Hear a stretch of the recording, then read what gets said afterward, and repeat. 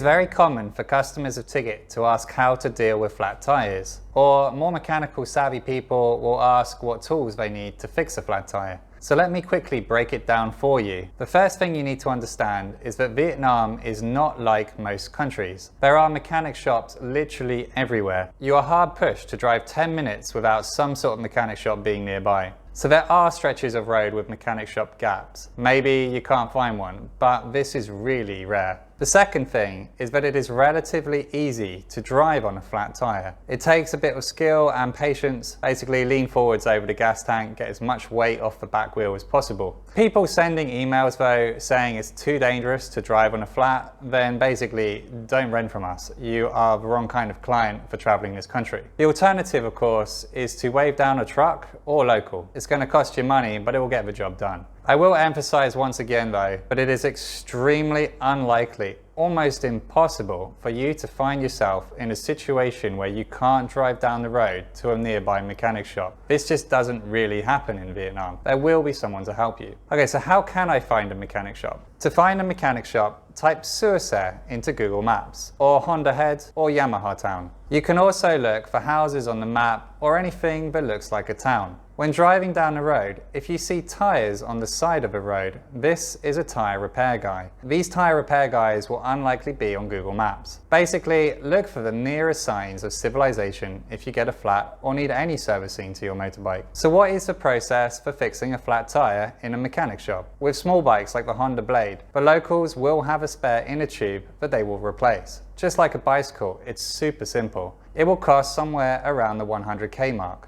$5. For the XR150 and other dirt bikes like the CRF250, we provide you with spare inner tubes, one for the front and one for the back. These inner tubes cost around $15 if lost or used, and we will charge at the end of your journey. The mechanic will charge around 100k for labour, but it's variable. After the mechanic has replaced the inner tube, it is a good idea to try and get them to repair your flat inner tube with a repair kit. Again, just like a bicycle repair kit. Some mechanics may not do this though, and it can take a lot of persuasion. For your own knowledge, the XR takes 17-inch on the back and 19-inch on the front. The off-road bikes like the CRF 150, 250 and the upgraded XR 150 for off-road will all be 18-inch on the back and 21-inch on the front. Here is the most important part to remember about a flat tyre. A lot of mechanics in Vietnam will get the job done, but won't put any effort into it. It is very common in fact that the mechanics will replace the tube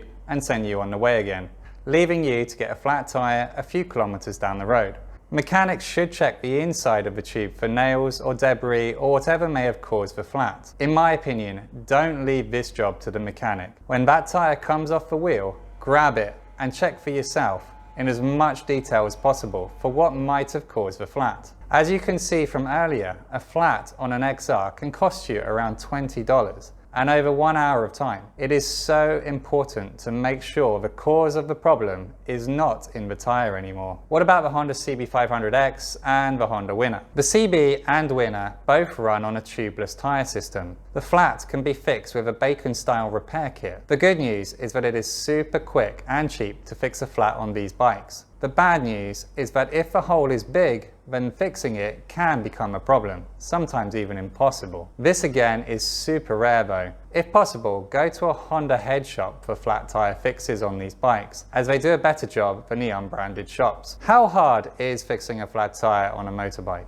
I've driven a lot of bikes over a lot of kilometers with a lot of different people. I have also watched every YouTube video on the planet about motorbikes. I also wrecked my back twice trying to fix a flat tyre in an educational based setup in the Ticket mechanic shop, with my mechanics trying to help me and teach me. In the end, I gave up and installed a tubeless system on my own dirt bike, so I don't have to worry about it anymore. While some people can definitely do it, it really is not a 5-minute fix that can be learned from a YouTube video. It takes practical hands-on experience over years, especially on a dirt bike tyre. When I drive with people like Ticket Todd, a tour guide, who can fix a flat tyre on the side of a road, it will take him over an hour to do it. In the end, unless we are deep in some jungle, it is far faster to just drive to a local mechanic shop. In fact, Todd is briefed by myself to not waste time fixing flats on the side of a road on his tours. It may look impressive to the client, but it really kills time. What actually causes flat tires? Flat tires are more often than not caused by something called a pinch flat. Pinch flats are caused by the tire pressure or PSI being too low. When you hit a bump or a pothole, the tire compresses into the rim of the wheel and causes a pinch on the inner tube. This results in a flat tire. Very easy to avoid. Simply make sure you have the correct PSI in your tires. You should be checking your tire PSI daily by hand or with a gauge. This is normal pre-flight safety instructions for any motorbike ride. Vietnamese mechanics do not check PSI, and they tend to overinflate tires, which has its own mixture of complications. Your tire pressure should be 20 to 30 psi, which means a tiny amount of flex when pushing the tire with your hands. Nails on the side of the roads and dishonest mechanics throwing nails, okay, these are things in Vietnam, but it is not the main cause of flat tires. Simple neglect to check your PSI in the morning is what causes most flat tires when out there on the road. 11 psi, what are you doing, Samantha?